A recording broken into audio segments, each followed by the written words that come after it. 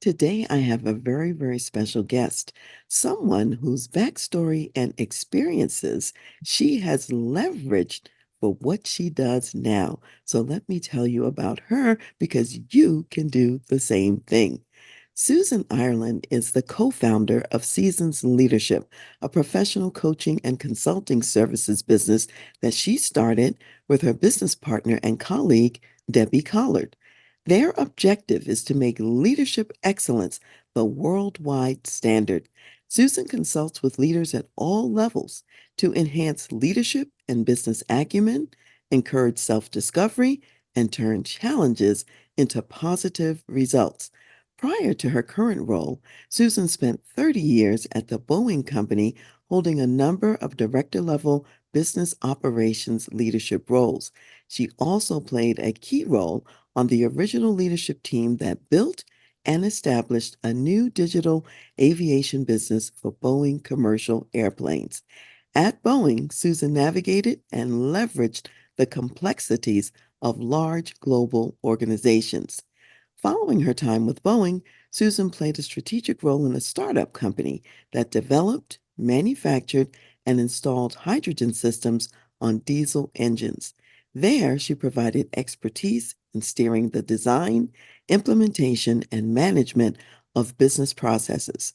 Her experiences at Boeing and the small entrepreneurial company give her the unique background to understand both large enterprises and small startup organizations.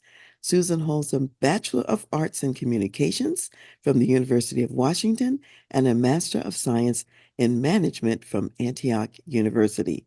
She's an alumni of the International Executive Program at Insead University in France and the Executive Leadership Program at Seattle University. In addition, she holds many coaching certifications, including the ICF Certified Professional Coach Credential. In addition, she's a dynamic speaker and host of the Seasons Leadership Podcast. When she's not helping others along their journeys, Susan enjoys spending time with her family and traveling. Her personal values of wonder and awe have inspired her to see the world, including her long-time goal of living and working in Ireland for an extended period of time. So, Susan, welcome to the Voice of Leadership and to Dr. Karen Speaks Leadership. I'm so happy to have you here today. Thank you, Dr. Karen. It's great to be here.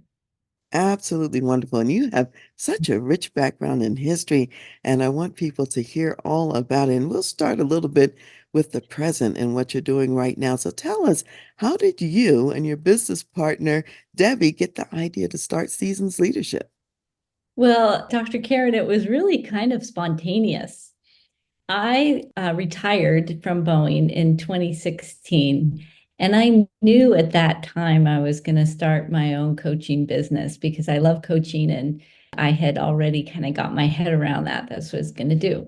So I was doing that. And then a year or so, maybe 2 years later, on LinkedIn, I noticed Debbie said she had retired and became a coach. Well, Debbie and I worked together at Boeing, but we hadn't spoken since I had left.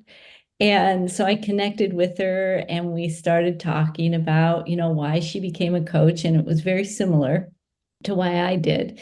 She enjoyed working with people and supporting people and helping other people achieve their dreams. Well, she had moved to Texas. I'm in Seattle, but she was in Seattle for a visit and we got together. We just started talking. It was exciting. We said, hey, we could do this and this. And we decided, hey, we want to share what we've learned in all these years together. She had a 30 plus year, I had a 30-year background, and we just said, let's do it. We both had a passion for the idea of what we knew now, what we have learned. How can we share that with people who are early, mid, late careers to help them accelerate their progress, what they wanted to do? Because, we kind of learned by just going, we were living and learning at the same time. And so we wanted to give people a step up to help them. I really appreciate that because I think that those of us who have gone through 30 plus years really do need to reach back and give back and to share what we've learned. And that does accelerate, and as I call it, accelerate and elevate the leadership impact of other people. So I want to first of all say thank you for doing that rather than just retiring and moving off into the sunset without sharing all that wisdom and allowing that wisdom to go forward and to benefit other people. So that's spectacular, and I'm glad you decided to do that. Also, I want to ask you because I know that you and Debbie started a course that was designed to capture all of those things that you learned from both of your careers, and you started it at a difficult time right at the beginning of the pandemic in 2020. So, what happened with that course, and how did you need to change during the COVID time and even after in order to be successful and effective? Right. Well, we didn't plan on launching it during COVID. After our conversation when Debbie was in Seattle, we said, hey, let's put everything we know into a program. And we did. And the idea was to have people come together in a cohort and throughout a year. So we wanted it to be a year long because we thought it took that long to really integrate some of these learnings, not just quick. We didn't want a quick fix for people. We wanted something that they could use and actually implement into their careers and lives and see a difference. So we put these together. We were working hard and fast, to do this. And we got a group of, it was all women at the time together and to do an in-person event on March 20th. Right, right. I was calling Debbie. She was getting on a plane, and I said, I don't know if you should come because I don't know what's happening in Seattle. We were the center of everything. It started here, and she in Texas said, I think it'll be okay.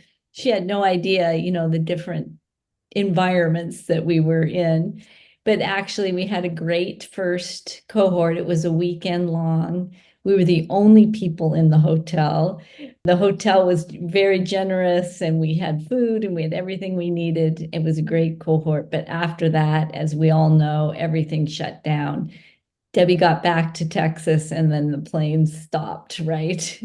So we decided, what are we going to do? Just like everybody in the world, we had to do that word that everybody did, pivot online. And you have to do what you have to do. And so we put our things online. We got our cohort together. Everybody stuck with us, and we started doing Zoom. And it worked out great. And actually, we've completed that year, thinking this is going to end soon and we'll go back to our in-person program. And we couldn't, so we did another year virtually. It was surprising. I think other people experience this as well. Our first cohort was generally around the Pacific Northwest because we were located in Seattle. We had a few people fly in for it, but really it was mostly that. When our second year came around, because we were all online, we had people from all over the world, which was fantastic. It brings a whole new dimension to the leadership conversations we were having. So that's what happened there. But then we decided, we were being limited because it's only Debbie and I. So to do the cohort type of classes, it was taking up a lot of our energy and space. And so we decided to put that on hold. And as a matter of fact, Dr. Karen, I don't even think I told you about this. We are getting ready to launch an online version that is more self-paced of our program. And we're excited about that. You're going to see that early summer is when you're going to see that come out. I think you actually did mention it. And like other business leaders, you've had to innovate, you've had to change, you've had to grow and create new versions of what you started. And so many business leaders, when we talk about a coaching practice or a consulting practice, that's what they need. They need to know how to do that because there's always change going on in the work environment is very dynamic. And so you and Debbie, you've lived it, of course, in your previous work lives, and you're also living it now. And I think that that's very credible because you have fresh information about what it takes, to change Right. and be successful. So that's wonderful. And I love that story about how you didn't let that stop you. You kept going and you made it work and Mhm. made it an advantage, like with the international element. Right. Well, I think one of the things that we do, it's important to us, and I think it can be helpful to other people to help us be more flexible, is we keep going back to what our mission is. So, our mission is to support leaders to become more excellent leaders. And so, when you think about that, it doesn't say how we do that. And so we have to keep looking for ways that really meet people where they are and what they need. And so you have to be creative with that, right? I mean, sometimes it's in person, sometimes it's online.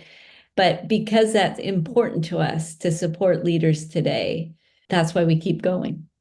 Absolutely. Phenomenal. I'm glad to hear that part of your story as well. You have some concepts that you work with in your business, and one is about the whole notion of being, and then there's the whole notion of doing. Tell us a little bit about that. What is this being? What is this doing? And how do you support leaders in both of those realms? Right. Well, this is not a concept that we came up with, being and doing. It can be a challenge for us, especially for people who are in the work environment with their careers and leading others, because there's so much pressure on us to perform and to deliver results. And that is focused on what we do, right? But being a leader really first requires who we are in our core, what our values are, why we do what we do, and staying grounded to those things, because that's what shines through. The doing will come. The being is being confident enough in yourself to be yourself, to speak your voice, to allow others space to speak their voice. It's the foundation. So we do spend time on that foundation of who you are as a person, as a leader. And then we talk about how you do it. I really resonate with what you're talking about when you were talking about the being and doing. And I don't know if you know or remember Frances Hesselbein. She was a nonprofit leader, worked with Peter Drucker. They had Leader to Leader Institute and went through various name changes or whatever. And she lived to be 107 years old. But I worked with her years ago, and she had this concept of being and doing, which she taught often with the military and at West Point. And I'm being a former military officer, of course, I'm familiar with that as well. And so I just think that it's crucial to start with the self. And the book that I wrote is called Lead Yourself First. It's all about that, understanding who you are, because I think that we are, as I say it, the instruments of our leadership. What we do comes out of who we are. So I think it's phenomenal that you are actually acknowledging that and doing that work with the people who you're consulting with as well. So we are of the same mind when it comes down to that. No kidding, Dr. Karen. It just coincidentally, I am really diving deep into Frances Hesselbein lately because I've connected with Alan Mullally, and he is fan of hers and was a close friend of hers. And yes, I am deep into that right now. And it's so interesting that you were connected to her as well. Yeah, definitely. We did some joint projects together for a number of years with the Texaco first, and then when merged into Chevron Texaco. So that's how I know her. It's from the years of doing that work together. Have a I good love the afternoon. synchronicities, Yeah, of connecting. you just never know. You also, Susan, refer to your work as business operations consulting. And that's an important term, and it's different from what we often hear. So, what is business operations consulting, and how important is that to leadership success? Well, I tell you, so that was really my career at Boeing and Debbie's as well. when you get in a big corporation, sometimes the titles and the roles and all of that is not clear. But the business operations, what we mean, it's the organization that is connecting the dots. It's connecting all other functional organizations together.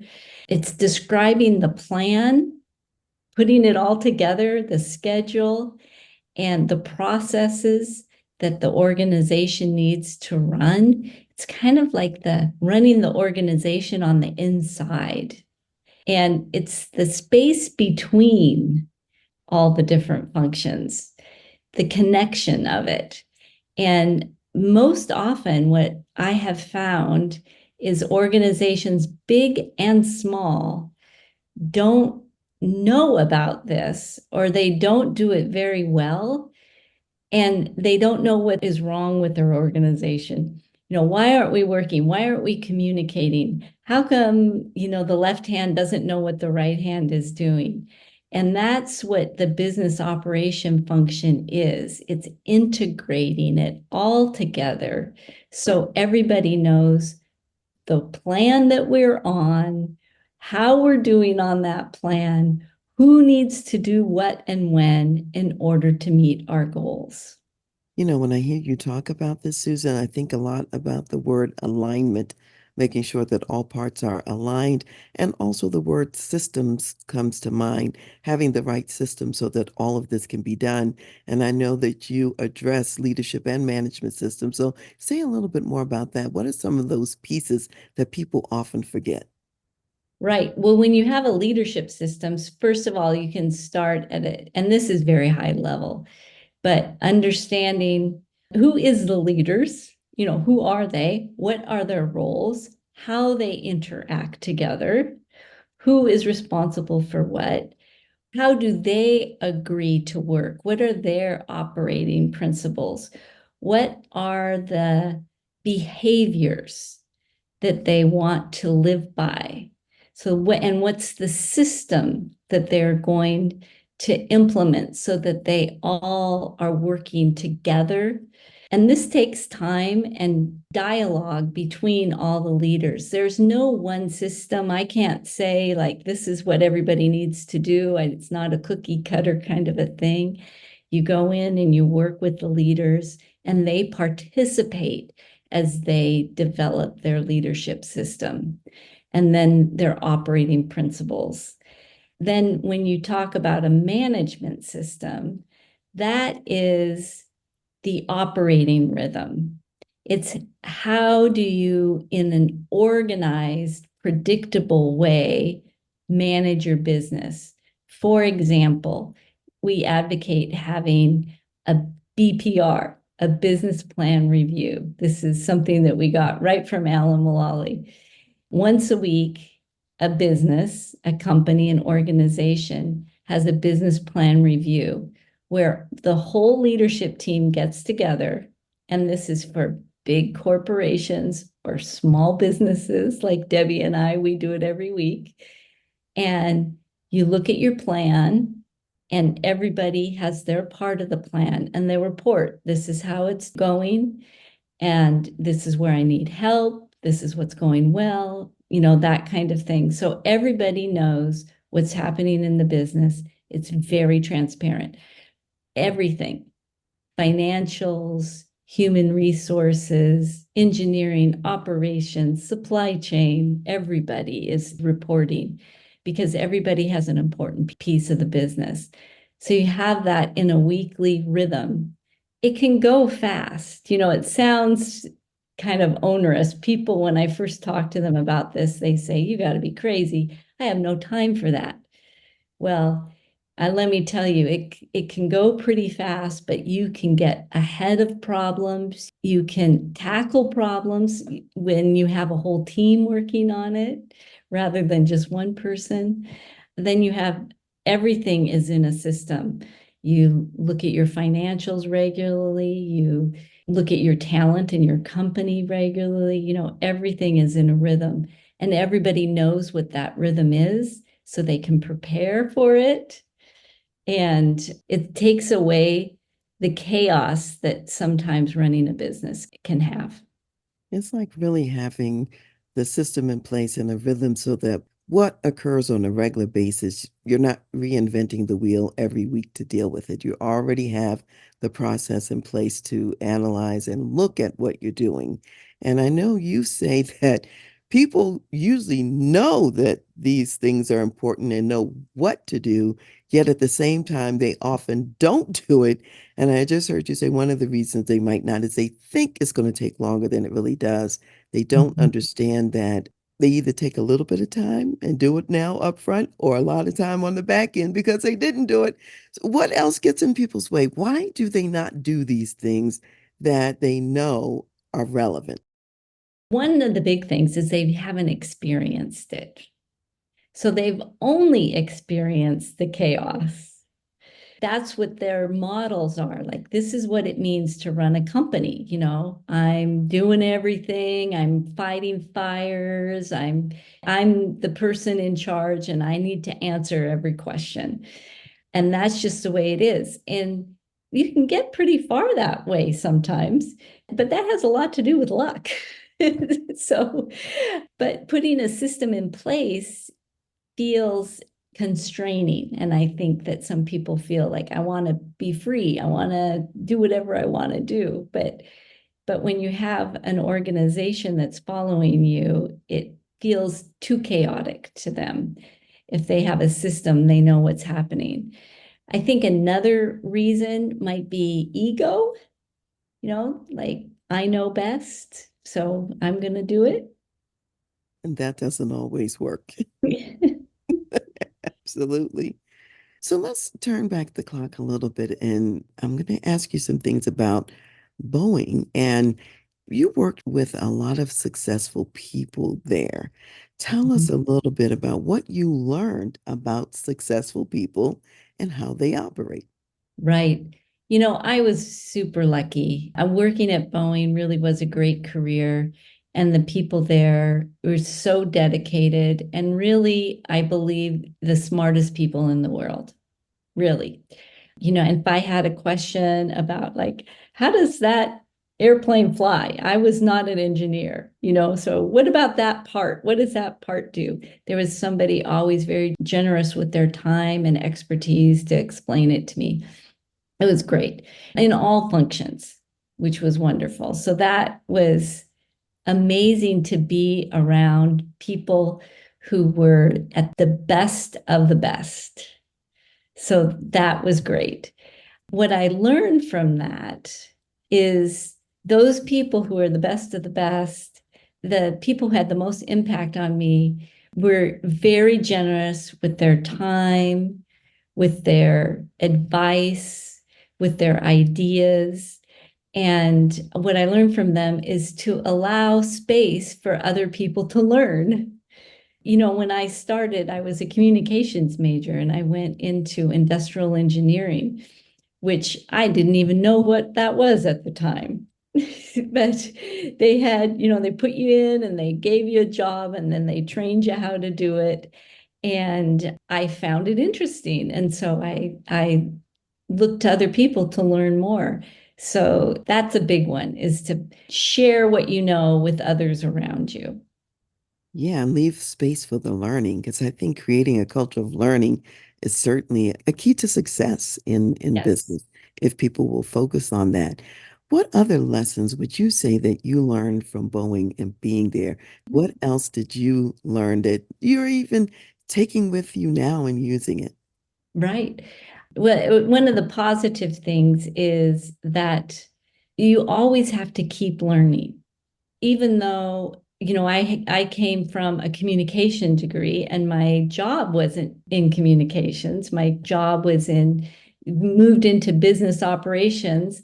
Is there's ways to learn and to get competent and to get really good at what you do, but you have to work at it. It doesn't come, out of the blue naturally. You really do have to work on it. And the important thing is to, if it's important to you, do it, do the work, go to school, get mentors, Practice, ask for assignments that are stretch assignments where you have to really push yourself, and you will learn. But it really is up to you to do that work. Nobody can do that for you. Yeah, that's really important what you're saying right now about putting yourself in the places where you can learn what's next. And something else you said that I really loved is your own background is in communication. My background is in psychology. We can apply what we've learned in those fields to so many different settings. I mean, what setting doesn't need communication, or in my case, an understanding of people and how they operate? So we can apply that not just in one space, but in multiple spaces, and it becomes a gift or a real ability that is flexible in a lot of senses. That is exactly right. People are kaleidoscopes of skills and experiences and ideas and thoughts. And the more we can bring that to what we're doing, the more rich and valuable our contributions will be. Absolutely. So, what would you say prompted you, Susan, to leave Boeing at the time that you did? And how did you even have the courage to make that step? Because so often people stay someplace because it's too difficult to think about moving and doing something different. Well, that is true. I think it started with a class I took. It was a extra elective class when I was getting my master's, and it was in coaching, which I had never heard of before.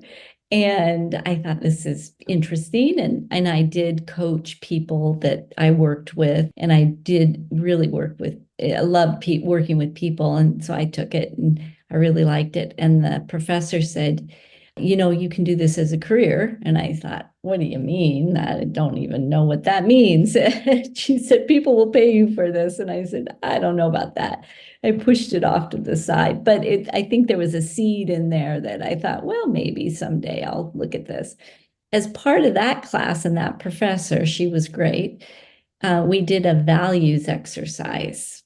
Now, I had done many values exercises in throughout my career at Boeing because they had training and I went to training and different things. And we were always doing this value exercise. And I could do it pretty fast. It's like a check the box. Like I'd say, I know my values. And it's true, they were my values, but I didn't put very much thought into it. Well, she kept saying, do it again, do it again. And I said, what do you mean? And she said, I just don't think you're really digging deep enough. So I did. I really did do it. And I took me, instead of an hour, it took me probably a couple weeks, maybe a month to actually do it. You can look at values exercises on the web. They're all over and they're all about the same. You start with words and then you pick the words that really resonate with you. Well, my words had been safety and security, family, contribution. Those are good. Those are my values. But what I started to realize is why those were my values. I was a single parent for most of my career, and to make sense, safety and security, because I needed to make enough money and have enough security for my family. And family, of course, they were my priority. And contribution was I was at work, so they all played together. It made sense to me. Well, as I was going through this exercise, I realized, well, safety and security still is, it's not gone. However, the priority has changed because my kids are older. I've worked at Boeing for all these years and I have positions of responsibilities. I'm feeling pretty secure. My risk factor is like way better, I mean, than it was when I was first started Boeing. And I thought, maybe my priorities have changed here now. Not that my family isn't my priority, but where am I spending my attention and focus?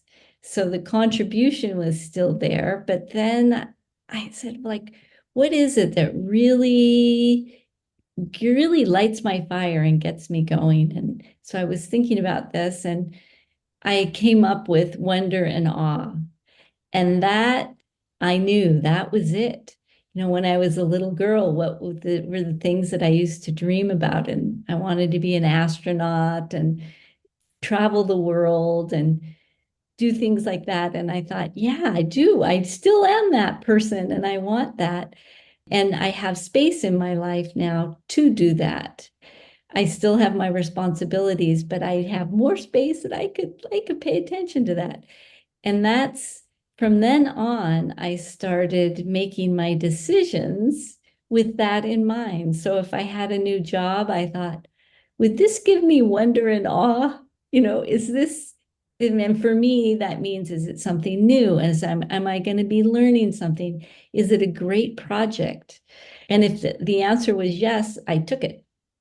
So this is maybe a long way to get to why did I decide to leave Boeing when I did, is because I started thinking about where I was in life. And unfortunately, my son-in-law passed away of leukemia, and it brought into clear focus that life is short in many ways. And I realized I was in a position where I actually could leave and try something else, and that would definitely give me wonder and awe. It was a little bit scary, but I felt I was in a position I could do it. And why not? It's this question, what would give me wonder and awe? And that was it. So I leaped, and that's where I was.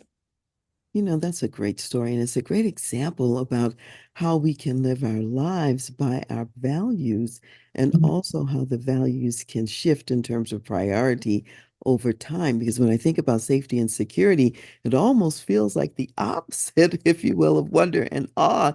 And yet at the same time, you already built the foundation of safety and security. So that was taken care of, which gave you margin and opportunity to pursue this other piece which had been a part of you in childhood. And so often people don't get to go back to those childhood dreams and live them out. So good for you that you did the exercise longer and got to wonder and awe, and you're living some of that now. In fact, you and I are talking to each other, and you are in Ireland right now. So, I am. I am. Remember when I was talking about the leadership and management system and the BPR and the regular operating rhythm? mhm. So I apply that, to business, and I did it at Boeing and I've done it consulting, and it works. It really works. What I didn't talk about is that I do that with my life, and it really works. As I talk to you about defining my values and what I want to do when I in the future, I think about that on a regular basis. I have an operating rhythm, and I put these goals out there, and then I put my system in place so I achieve those goals. And I don't do it as rigorously maybe as I would at a business, and I give myself some slack if I don't actually do things on time, and I allow, changes. But I really do think the whole process of the mindset of thinking of our life or our projects like this puts in place mechanisms to make sure that they happen. In fact, I think you're really talking about you decide the what that you want to do and accomplish, and for the various reasons, values based and so on. And what I've discovered is that the how will come to you as you're pursuing the what. And that's what you are really describing. And I think that's very powerful. And I've found too that business tools often work very well for our personal lives. So I'm glad you circled back to say that because that is really relevant. So thank you. I Mhm. also want to ask you, Susan, because we know that, you also had this startup experience and Yes. working with a smaller entrepreneurial company. So let's talk about them a little bit. What did you learn from that experience? And tell us a little bit about that business as well. Oh, that was really fun. High tech power. So it was truly a startup. and not very many people and everybody doing everything. So when I came on board, I came from my business operations experience and putting the processes together. And I found myself doing HR functions and everything. I was doing everything. I mean, business wise, I wasn't doing any engineering or manufacturing. Putting the process together so that the business itself could have an operating rhythm, leadership system, and management system. And what I found is in a startup, things move awfully fast. So having that foundation that I had worked really well because I didn't have to learn it. I just was putting it together and working with the leaders there at the time. And they were all on board to be able to do this because they were trying to get more established and more systematized, I guess, to deliver their product. The quickness is really something to learn and to be more flexible. Sometimes, especially in a big corporation like Boeing, you have processes and you've got to follow them. And in a small startup, knowing what the intent of the processes are and then being able to flex and still achieve the intent is important. So you've got to, there's that how you learn, like first you learn the rules and then you learn how to break the rules. That's kind of where I was here with the startup. And so that was good. The other thing is there's not security in startups. You might not get paid. You really need to deliver and not everything works out. And you don't have the backup or the deep pockets that you do in a larger, more established corporation. And so you have to be more willing to accept those risks. So, and I was in a good position since I had retired from Boeing that I was able to take those risks. And I realized that not everybody can. Yeah, that's really important what you're saying too, knowing that it fits in with your life at that time and that you can manage the ups and downs and the roller coaster experience and so on. And we also know that a lot of startups, a lot of entrepreneurial businesses fail. What's your sense about why that happens? What are some of the hazards that get in their way that Oh, cause them to fail? oh, yeah. And the startup I was with did fail. I think it's probably as many reasons that there are startups out there. It could be the product just wasn't ready and you don't have enough money to push it through to the end. Money is a big deal. Yes, it could be that you just don't have the expertise that you need. I wish I knew all the answers, but there is no one great answer. I think the leaders in those positions have a huge responsibility to the people who are investing in them and the people who are working for them to be as transparent as possible and know when to call it and when to keep going. Yeah, that timing is not always obvious or clear, to make those decisions. Sometimes people call it too soon or they stay too long, and then the losses are greater. They weren't going to be effective anyway because of Yeah. other parts of the system. There's a lot I'm sure you learned there in this faster pace environment and in this place where you have to be much more agile in a sense. So talk a little bit about those lessons and how you're bringing those forward as well, because you're fortunate. You have both sides of the spectrum, big business and also Yeah. entrepreneur, small business. Well, let's see. If I could say a lesson, one of the lessons that I learned there for startups, to have a diverse set of, I'm going to call them board of advisors. It's not necessarily a formal board of directors or anything like that, but a board of advisors. And diverse is really important because it's people who have different experiences and different perspectives, not just people who tell you what they think you want to hear. I think that would be the best thing. And then to have them be able to tell you as the leader or as the group of leaders, you know, where you can do better.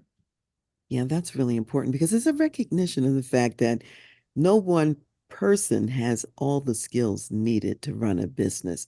And so if you're bringing this diverse board around you and you're willing to listen to the advisory board, because the willingness to listen is huge. You can learn what you don't know. You can avoid some unnecessary mistakes and you can get faster to where you need to go. So that's a great lesson that you learned from the entrepreneurial small business. It is. I think it's hard though. Sometimes I think the thing that gets people into startups is because they have this great idea and they're really good at something about that, either creating it or whatever it is. The problem is that you need much more than that idea to make it a reality. But it's hard to let go being the person, the expert, the founder, to be able to broaden your perspective and call more people in. Hmm. Yeah, you're right. That's a hazard of it. The kind of people that start and found things don't easily let the pieces go, even though at times True. you need to. And so, yeah, that's huge what you're saying. You know, Susan, both of these experiences, the startup experience and the Boeing experience, they occurred in what I would refer to as male-dominated fields. Talk a little bit about that, what it was like for you as a woman to work in these spaces. What did you experience and what did you learn from that? Yeah, I did oftentimes, especially when I started in the late 1980s. I was the only woman in the room. And oftentimes, I could see people being promoted a lot quicker and a lot further than I was, which was disappointing. I'm hoping it's better today. I'm not sure if it is, but I'm hoping it is. But what did I learn? I don't know that I learned this doing it. I learned this like thinking about it. Like, what would I do differently? And this is part of the reason why I'm a coach right now, is that I did not advocate for myself. I went with the flow. I was really good at, and I still am really good at reading a room and knowing, like, okay, if I want this, I need to do this. So I'm kind of juggling, other people's needs and wants and things in order to kind of get ahead. And so I think looking back, I could have been a bigger advocate and taken more risks. I didn't. Again, going back, I was a single parent for most of the time, and safety and security was top of my mind. And I had this notion that I didn't want to get fired, and I was afraid I was going to get fired. It's a crazy notion. I was never going to get fired. I was a great employee. People wanted me to work in their groups, and I contributed and I provided a lot of value. Nobody ever suggested I was ever going to get fired. I had that in my mind that I wasn't good enough, I guess, because I wasn't an engineer. I wasn't in manufacturing. I was a communications major. And I think I even earlier in this podcast says I was just a communication major. See, I still do it.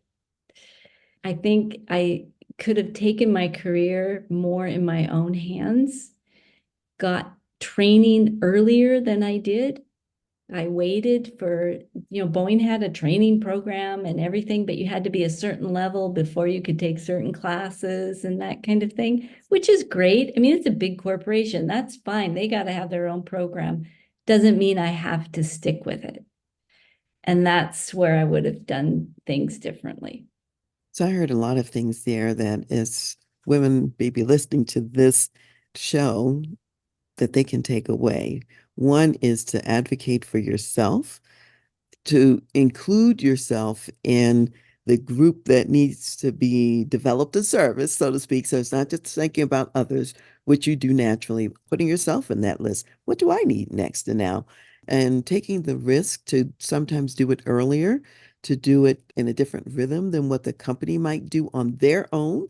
So you can take charge, if you will, of your own career in a lot of ways. And so, and maybe I hear a little bit about balancing out the need for safety and security in terms of the risk taking and being willing to get out front a little earlier, a little sooner.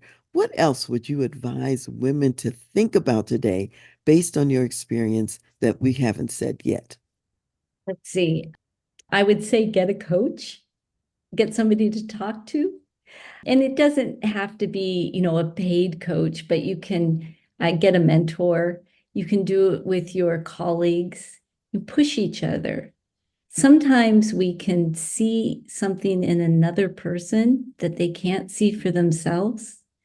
Tell them, tell your friends and be open when your friends tell you, like, I see something special in you. You do this really well. Do more of it. Support each other, lift each other up. I think that's really important. Some of the things is we don't even know what's possible. And that's why talking to others can really help us. It was somebody else suggested to me that I get into management. I didn't think about it at first. Yeah, it's good to have outside perspective for sure, because people will see the gifts in us that we sometimes ignore because it's just, oh, that's just us. That's nothing special. And we forget, for example, you being in these high-tech kind of environments, your communications background, they needed that because that's Well, not what the tech people are good at usually. So, you're exactly right because we need everybody. And my role integrating and aligning all the different functions is vital for the success of a project. It's seeing the value in what we do ourselves. The other thing I would say is, and you can hear it in my voice, I would say, like, oh, I will fall into, I was just a communications major or something.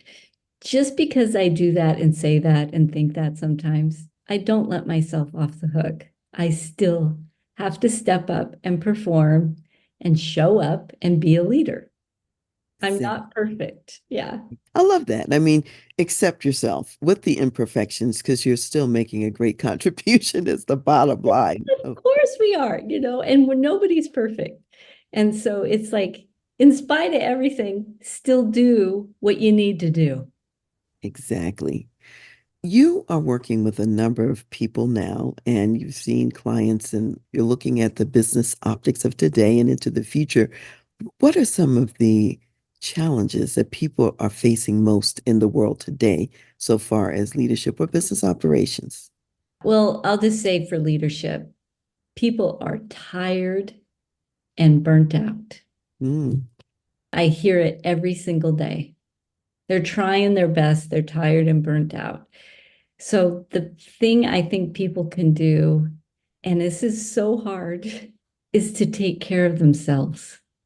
It's so important, and we deprioritize ourselves so much. Everybody does it, especially women. Everybody comes first. Then who are we when we are burnt out and tired? We're cranky, short, we don't make good decisions, we hurt relationships, we're not good leaders. And we might even jeopardize the people who we think we're helping because I'm thinking about that airplane example when you're with someone else who needs help and you have to put your own oxygen mask on first. Because if you don't, you die and they die too. So it's It's exactly true. And Mhm. the really great leaders that I know, I'm very blessed to be know quite a few. They do this really well. It's amazing. And you think, like, how can you do that? And they say, I just do it. It's important. So it's a lesson into leadership is to set those boundaries for yourself and take it. When we do that, other people respect them. Oh yeah. And they see a model, an example of how to succeed. If Yes. they don't see that, they don't know it's possible. And Yes. so then they're on the treadmill and they can't get off either. So I It's think we true. certainly have to model that as well. So, in the time that we have left, and I know we're winding down, I want to ask you about your podcast, Seasons of Leadership. Tell us about that. Who's on it? Who should listen? And what will they gain from listening? Oh, thank you very much, Dr. Karen. Seasons Leadership is a podcast Debbie and I have done for about, it's going on 4 years almost. And we call ourselves accidental podcasters because we got in it through somebody else and then we started having fun and we kept doing it. It's still learning, but it's for anybody who is a leader. And we believe we are all leaders at some point in our life. It's not a positional title, but we're leaders for our family, for our groups, in our communities. And so, what we do is we talk about leadership excellence and what that looks like. And we have different guests on from different fields and perspectives because a leader is not the same. I mean, there are as many leader examples as there are people who are leaders. So, we want to show people that you don't have to be a cookie cutter mold to be a leader. You can be who you are, and we've got plenty of examples of that. Oh, wonderful. So, I'm going to direct people, please check out Seasons of Leadership and tap into some of this leadership excellence that we're talking about. So, Susan, how can people reach you? How can they get a hold of you? Yeah. Well, the one of the best places is through our website, which is seasonsleadership.com, or through our Patreon site. So if you look at Patreon, then you just look at Seasons Leadership and that comes up. Our podcast is on Spotify, Apple, and YouTube. And I think that's about it. And we're also on LinkedIn too. All right. So they can look you up through your website, on LinkedIn, and through the podcast hosting, I'll say channels. They can Mhm. access the podcast there as well.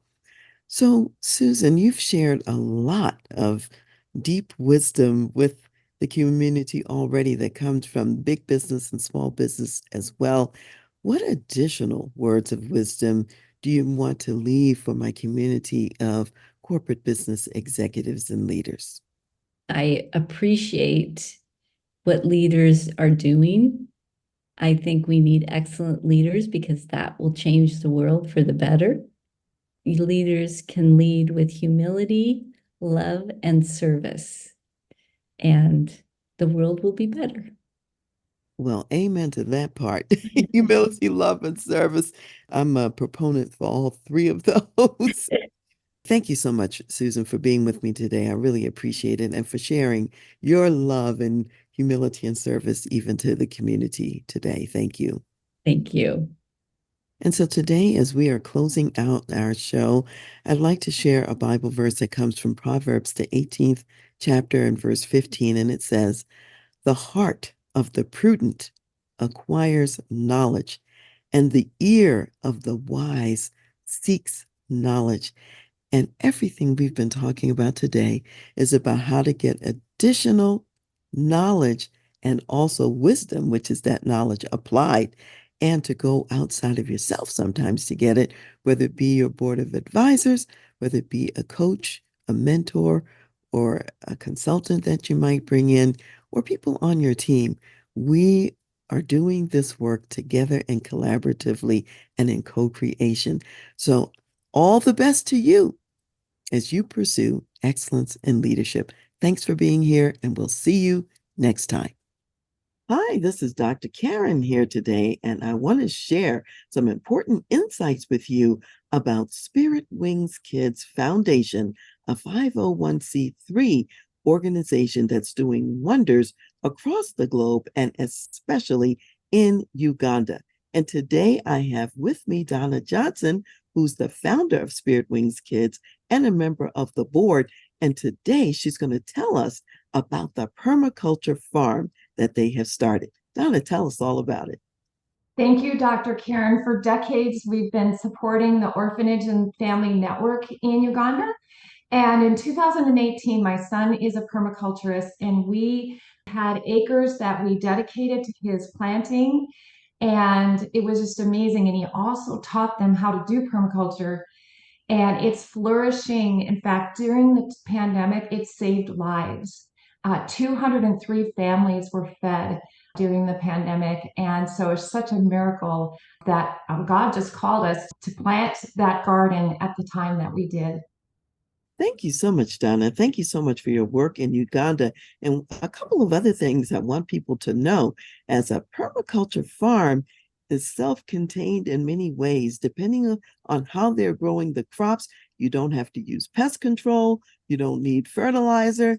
It's a very sustainable way to provide food for the community. And so that's a blessing. So if you want to be a part of this wonderful work out there, 100% of all of your donation goes to the people in Uganda to help feed them and their families. So go to swkids.foundation and give today. Make a difference in the world. And thank you for doing so. Hi, it's Dr. Karen here today, and I want to tell you a little bit about Spirit Wings Kids Foundation, a 501c3 nonprofit organization. And it's an organization that provides profound services for orphans and for widows and families across the globe in many ways, and especially in the country of Uganda. So today I'm speaking with Donna Johnson, who is the founder of Spirit Wings Kids and also a board member. Donna, tell us about some example of the profound work that you're doing in Uganda. Oh, thank you, Dr. Karen. We were just there a few weeks ago, and it's incredible. It's more than an orphanage. We have a soccer academy that keeps the boys off the street. We have a widows program that matches them with children. And it's just a thriving network of really entrepreneurs. And it's just been such a meaningful blessing to see the work that we're doing there. You know what, Donna, what I love about what you said just now is you're really talking about their whole lives. You're creating families between the widows and the children. And you're also making sure they have recreation and something to do with the soccer academy. And you're looking at the job situation and the entrepreneurial aspect. And as a businesswoman yourself who's very successful, you're right in line with being able to make that difference. Thank you so much for the difference that you're making. And I'm inviting everyone who's watching and listening today to go to swkids.foundation and donate now. 100% of everything you donate goes to those people who are in need and who are receiving those services. Thank you so much for donating. And Donna, thank you for this ministry. Hi, this is Dr. Karen, and today I'm here with Terrence Chapman, who is the president and CEO of Victorious Family and also the author of Do Your Children Believe? Victorious Family has a goal of reaching 9.2 million families by 2030. Terrence, tell us, how far along are you on that goal? Well, we're very excited. Last year, for example, we reached 133,800 families. And prior to that, so we're right on around the 400,000 family mark towards our 9.2 million goal in the second year, really in a year and a half. So we're extremely excited. That is very, very exciting news. And I know that it's many new initiatives that help you to reach even more families. So tell us what's new in the ministry. You know, what's exciting in December 7th of 2023, we had a national newspaper cover Victoria's Family, and it went throughout the country. And that has exposed us to over 30 million families in the US. From that, we've got a great deal of responses. And one of those responses is a new partnership that we're forming with Hampton University to come alongside of them and work in 8 counties in the Hampton Roads area. So we're real excited about that. Millions of families will be exposed to what does it look like to have family transformation taking place in their home. That's phenomenal. So how can people reach you and how can they reach your weekly resource that you have as well? Well, they can reach us at victoriousfamily.org, victoriousfamily.org. Our resources are there. And we're excited because we have a brand new resource that just came out. It's our weekly rhythms guide. It really gives the parent and individual kind of a day-to-day rhythm and how they might walk in Christ. And so we really would encourage that they get a copy of our weekly rhythms guide for parents and individuals. Thank you so much, Terrence. I'm so glad that you're here with me today. And to you out there in the audience, please go to victoriousfamily.org, donate to the ministry, get the weekly rhythms guide, and see what else is new in the ministry. See you next time.